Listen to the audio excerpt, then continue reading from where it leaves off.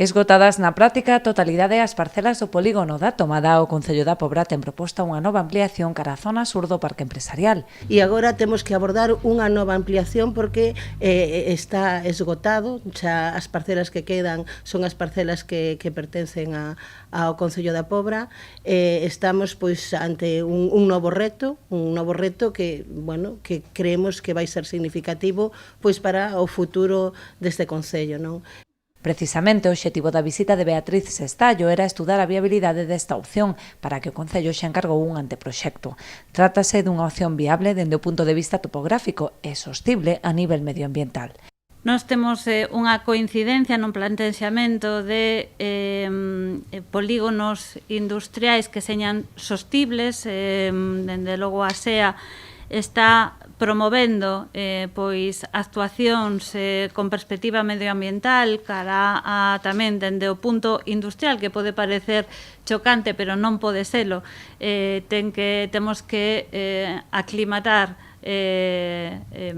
a coincidencia ou ir da mano entre a industrialización e o máximo respeto ao medio ambiente, insisto, é absoluta coincidencia no Concello, que non sempre ocurre, e, ademais, a necesidade tamén de que os precios do suelo señan o máis accesibles posibles. A outra das opcións propostas pasaría por retomar o antigo proxecto dun polígono supramunicipal entre a Pobra e Ribeira, para o que iniciarán as conversas co Concello veciño de xeito inmediato.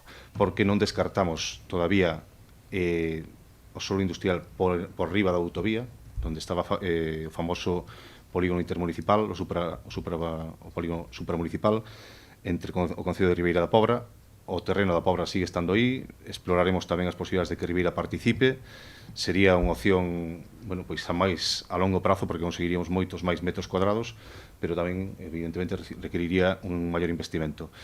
Vamos a facer números e cálculos con as dúas posibilidades. Calquera das opcións propostas manterá unha distancia mínima de 200 metros coas vivendas.